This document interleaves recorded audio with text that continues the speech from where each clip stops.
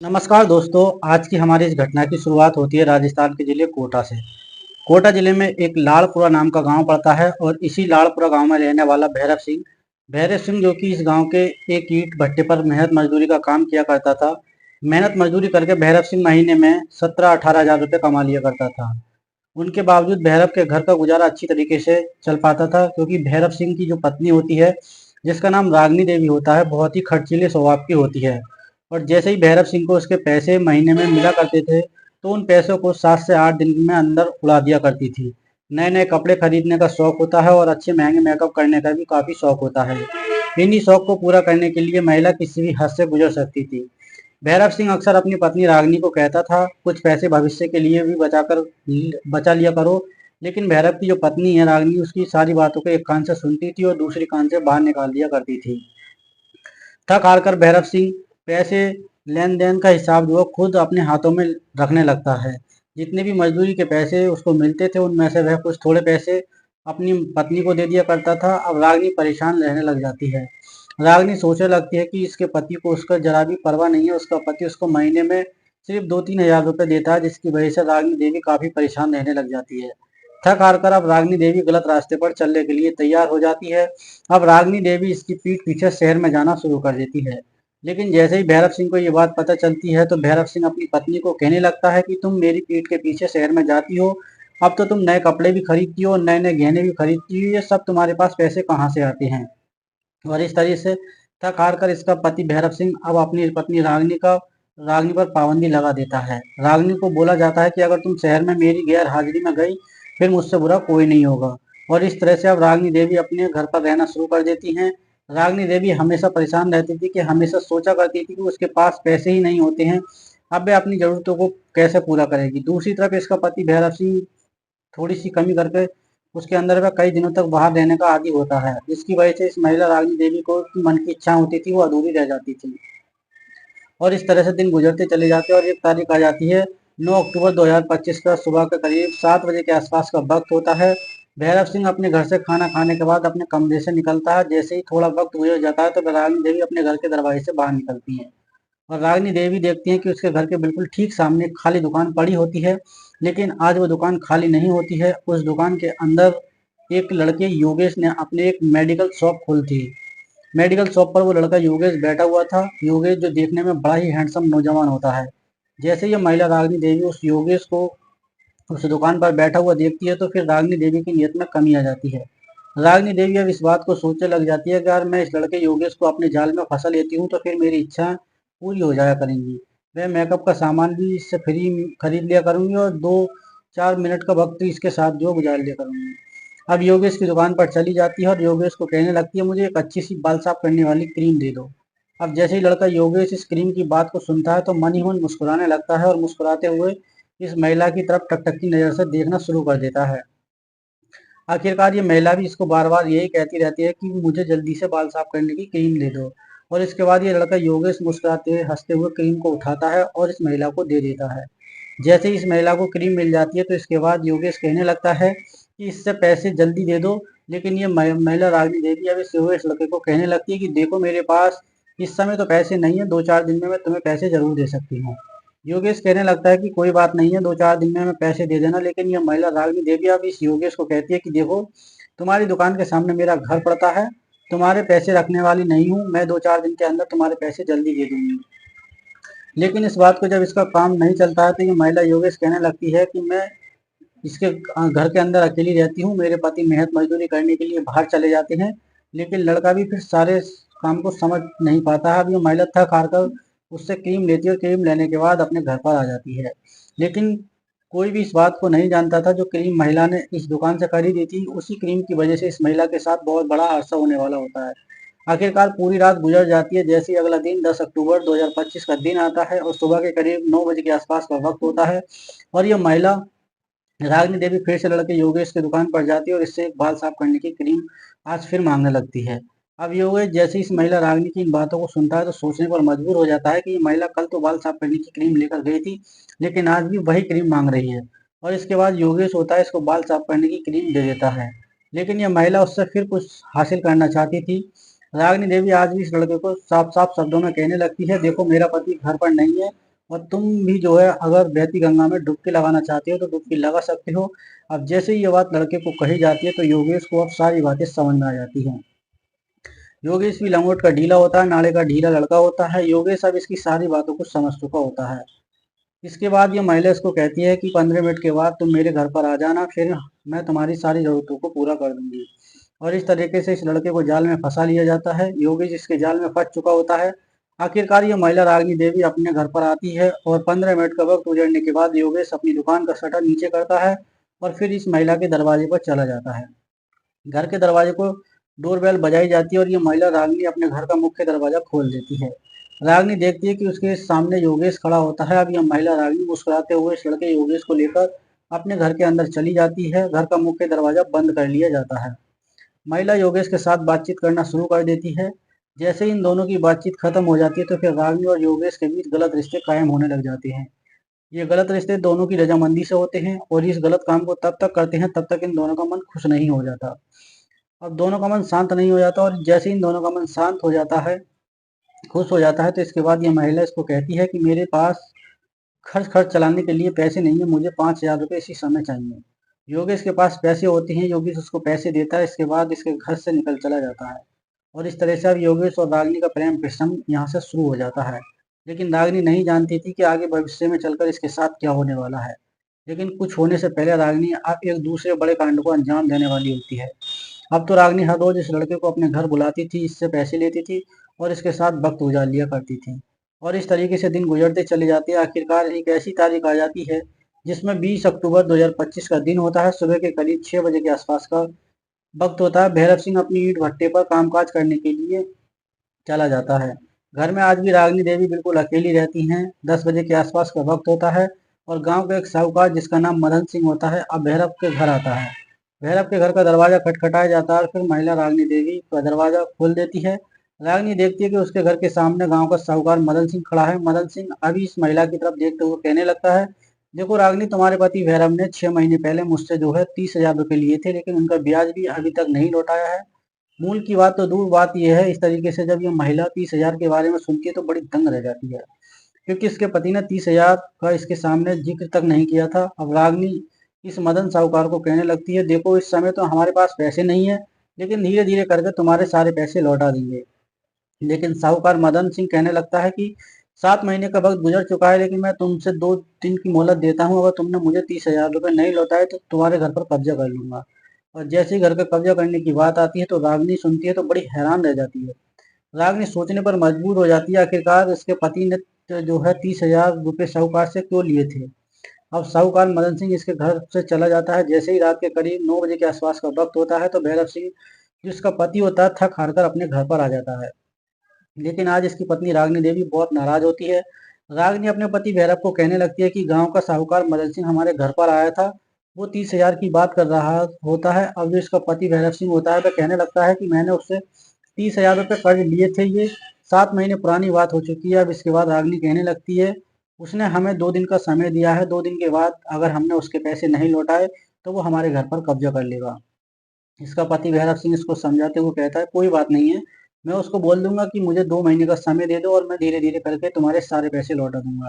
लेकिन यहाँ पर रागिनी देवी इस बात को सोचने लग जाती है कि उसका पति पहले ही पैसे नहीं कमाता है, जो कुछ कमाता है वह सारा घर खर्च में चला जाता है। रागिनी अब गलत रास्ते पर चलने के लिए तैयार हो जाती है। रागिनी अपने मन में सोचने लग जाती है कि जैसे मैंने योगेश को अपने जाल में फंसाए रखा था, इसी तरह से मैं उस साहूकार मदन सिंह को भी अपने जाल में फंसा लूंगी। और जैसे ही वो मेरे जाल में फंस जाएगा फिर उसके बाद हमारी पूरी इच्छाएं मनोकामना पूरी होने लगेंगी। इस तरीके से इस महिला के मन में गलत विचार आने शुरू हो जाते हैं। ये महिला दूसरा बड़ा कांड करने के लिए तैयार हो जाती है। आखिरकार दिन गुजरते चले जाते हैं और जैसे ही 2 दिन का समय पूरा होता है तो फिर इसके बाद साहूकार सुबह 11 बजे के आसपास इस महिला रागिनी देवी के घर पर आता है। रागिनी देवी का घर का दरवाजा खटखटाया जाता है। रागिनी देवी का घर का दरवाजा खोलती है तो साहूकार मदन सिंह इसके सामने खड़ा होता है। साहूकार मदन सिंह कहने लगता है, आज के आज मैं अपने सारे पैसे लेकर जाऊंगा, अगर मैं मेरे पैसे नहीं दिए तो आज मैं तुम्हारे घर पर कब्जा करूंगा।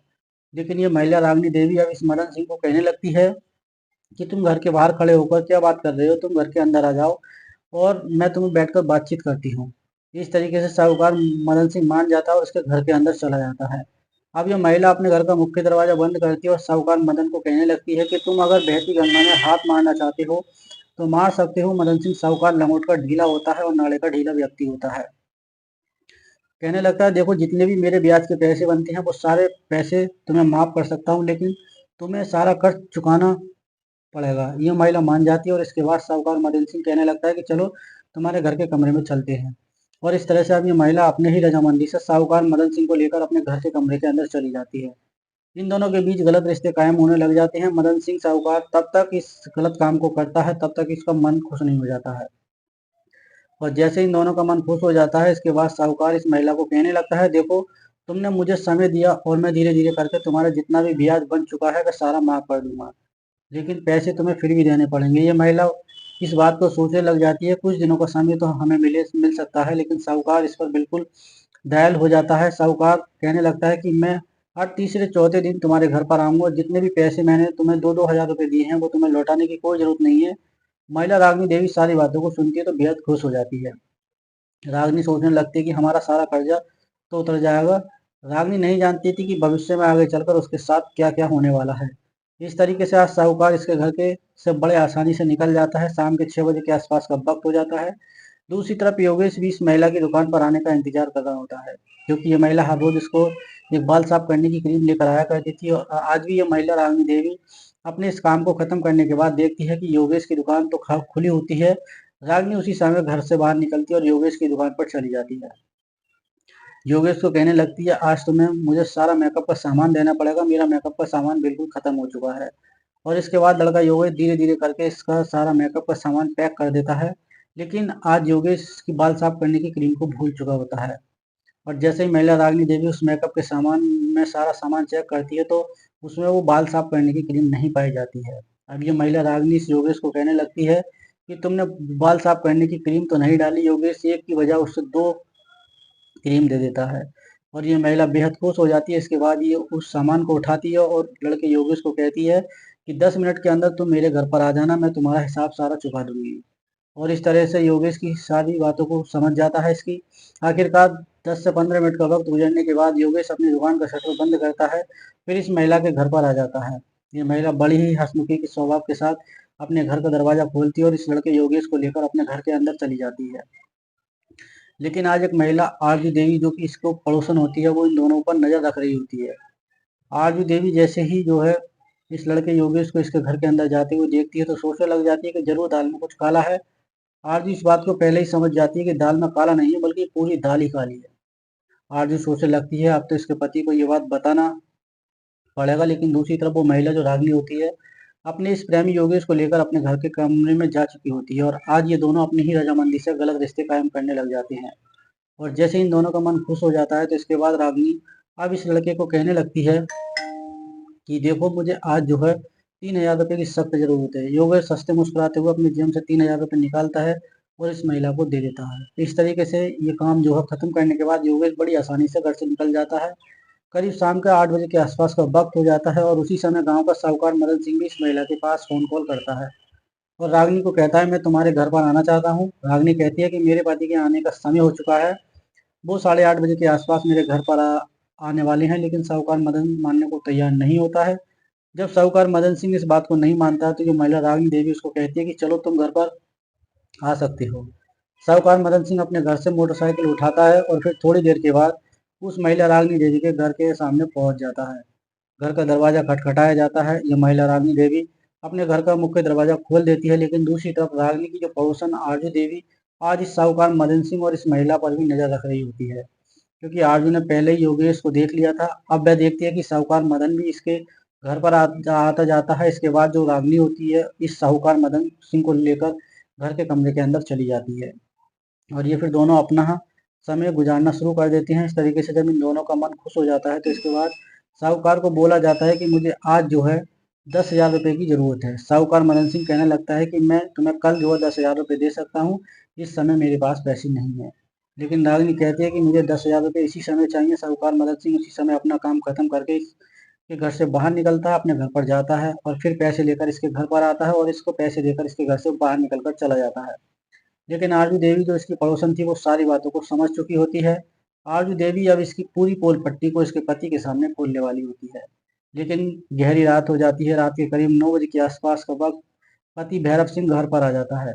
आज भैरव सिंह इसको पूरी सैलरी मिल चुकी होती है। भैरव सिंह हंसते मुस्कुराते हुए अपनी पत्नी को 20,000 रुपये देता है और कहता है कि अपने लिए मेकअप का सामान खरीद लेना। लेकिन इसकी पत्नी रागिनी उन 20,000 को लेकर खुश नहीं होती है, क्योंकि उसको पहले ही योगेश से पैसे मिल चुके होते हैं, साथ में मदन सिंह साहूकार से भी इसको पैसे मिल चुके होते हैं और इसका अच्छे तरीके से काम चल रहा होता है। पूरी रात गुजर जाती है, अगली सुबह हो जाती है। सुबह के समय जो उसका पति होता है वह अपने काम पर चला जाता है और जैसे ही 1 घंटे का वक्त गुजरता है तो रागिनी देवी अपने घर से निकलती है और योगेश की दुकान पर चली जाती है। लेकिन इसकी पड़ोसन आरजू देवी आज इसके पीछे पीछे चल पड़ती है। जैसे आरजू इसके पास पहुंचती है तो आरजू देवी देखती है कि यह महिला उस योगेश नाम के लड़के से बाल साफ करने की क्रीम मांग रही होती है। यह बात आरजू देवी को सुनाई दे पड़ जाती है। ये महिला आज के समय में उस लड़के योगेश से बाल साफ करने की क्रीम को खरीदने के बाद अपने घर पर आ जाती है। लेकिन आरजू देवी इस पूरे तरीके से नजर रख रही होती है और आखिरकार शाम हो जाती है, रात भी हो जाती है। रात के 8:30 बजे के आसपास जैसे ही भैरव सिंह अपनी साइकिल लेकर भट्टे से लौट कर आता है तो आरजू देवी इसका इंतजार कर रही होती है। आरजू देवी भैरव से मिलती है और भैरव को कहने लगती है कि तुम्हारी पत्नी गलत रास्ते पर चल पड़ी है। अब इस बात को योगेश दुकानदार की उसकी दुकान पर जाती है और उससे बाल साफ करने वाली क्रीम मांगती है, इसको अपने घर बुलाती है, इससे कुछ पैसे लेती है और गलत काम करती है। इसके बाद भैरव सिंह को ये बात भी बताती है, तुम्हारी पीठ पीछे साहूकार मदन सिंह भी तुम्हारे घर पर आता है, तुम्हारी पत्नी से मिलता है, कई कई बार वो दिन में आता है। अब भैरव सिंह जैसे ही अपनी पत्नी की इन बातों को सुनता है तो बड़े गुस्से में पागल हो जाता है। अब वो घर पर आता है, अपनी पत्नी को कहता है कि रागिनी जल्दी मेरे लिए खाना तैयार कर दो। इसके बाद रागिनी इसके लिए खाना तैयार करती है। भैरव सिंह बैठकर खाना खाता है। खाना खाने के बाद जैसे ही समय देखता है तो रात के करीब 10:30 बजे का आसपास का वक्त हो चुका होता है। भैरव सिंह अपने घर का मुख्य दरवाजा बंद करता है, अपनी पत्नी को कुछ नहीं कहता और न उससे बातचीत करता है, लेकिन उसको पकड़कर घसीटकर अपने कमरे के अंदर ले जाता है। उसके हाथ पैर बांध दिए जाते हैं, उसके मुंह में कपड़ा ठूस दिया जाता है। भैरव सिंह की नज़र इसके मेकअप के सामान पर पड़ती है। मेकअप के सामान को देखता है तो उसमें बाल साफ करने की 101 क्रीम पड़ी होती हैं। उन 101 क्रीम को उठाता है और पास में एक फेविकॉल की डिब्बी पड़ी होती है। उस फेविकॉल की डिब्बी को उठाता है, उसमें से फेविकॉल निकालकर क्रीम के अंदर मिला लिया जाता है और जैसे ही इसका लेप बन जाता है तो वह इस लेप को भैरव सिंह अपनी पत्नी के संवेदनशील हिस्से के अंदर डालना शुरू कर देता है और ये काम तब तक किया जाता है तब तक उसकी पत्नी बेहोश नहीं हो जाती है। और जैसे ही भैरव सिंह इस काम को अंजाम देता चला जाता है तो उसकी पत्नी रागिनी देखते ही देखते बेहोश हो जाती है। लेकिन भैरव सिंह का गुस्सा शांत नहीं होता है। भैरव सिंह अपने घर के अंदर धारदार हथियार रखे उठाता है और अपनी पत्नी की गर्दन फाड़ देता है। इसकी लाश के टुकड़े टुकड़े करता है। उन लाश के टुकड़े को बोरी में भरकर करीब रात के 11 बजे के आसपास का वक्त हो जाता है। भैरव सिंह अब इस लाश के टुकड़ों को बोरी में भरने के बाद उन बोरियों को अपने साइकिल पर रखता है। साइकिल पर रखने के बाद खेतों की तरफ चला जाता है। खेतों में वह अपने सीधे एक पासी कस्सी भी लेकर जाता है। उसके बाद वह खेत के अंदर जाने के बाद गड्ढा खोदना शुरू कर देता है। जैसे ही वह गड्ढा खोद रहा होता है तो गांव में एक जमींदार पवन सिंह जो वहां पर आ जाता है। पवन सिंह देखता है कि उसके खेतों में कोई गड्ढा खोद रहा है तो पवन सिंह उस पर लाइट लगाता है और जैसे लाइट भैरव सिंह पर पड़ती है तो भैरव सिंह वहां भागने की कोशिश करने लगता है। लेकिन पवन सिंह इस भैरव सिंह को पहचान लेता है। पवन सिंह देखता है कि बोरी के अंदर जो लाश के टुकड़े होते हैं। पवन सिंह काफी डर जाता है, वह दंग रह जाता है। इसके बाद वह पवन सिंह नजदीकी पुलिस स्टेशन में फोन कॉल करता है और घटना स्थल पर पुलिस को बुला लेता है। पुलिस इसके बाद इसकी पत्नी रागिनी के साथ को यानी कि लाश के टुकड़ों को बरामद कर पोस्टमार्टम के लिए भेज देती है। लेकिन जब पवन सिंह से पूछा जाता है कि ये लाश कौन यहाँ पर दफन कर रहा था तो पवन सिंह भैरव सिंह का नाम बता देते हैं और इसके बाद एक दिन का वक्त गुजर जाने के बाद भैरव सिंह को गिरफ्तार कर लिया जाता है। भैरव सिंह को गिरफ्तार करके पुलिस स्टेशन में ले जाया जाता है। वहां पर उसकी जमकर पिटाई की जाती है। लेकिन जब भैरव सिंह अपनी पत्नी की पूरी कहानी को पुलिस के सामने बयां करते हैं तो पुलिस भी सोचने पर मजबूर हो जाती है। लेकिन यहाँ पर जो भैरव सिंह ने जुर्म किया था उसने अपनी पत्नी की हत्या कर दी थी और सिवाय पुलिस के उसके खिलाफ जो है चार्जशीट तैयार कर चुकी होती है। ये बात भविष्य के घर में छिपी है कि भैरव सिंह को आखिरकार क्या सजा सुनाई जाएगी। लेकिन इस पूरे घटनाक्रम में भैरव सिंह ने जो अपनी पत्नी रागिनी के साथ किया वो सही था या गलत, कमेंट बॉक्स में अपनी राय जरूर दें। दोस्तों, इस प्रकार थी आज की कहानी। आपको कैसी लगी कमेंट सेक्शन में अपनी राय जरूर देना। ये कहानी सुनाने को उद्देश्य किसी को परेशान करना बिल्कुल नहीं था, न किसी की भावनाओं को आहत करने का था। केवल समाज में होने वाली घटनाओं से आपको जागरूक और सचेत कराने का था। दोस्तों, मिलते हैं फिर किसी नए घटनाक्रम के साथ। तब तक के लिए जय हिंद, वंदे मातरम।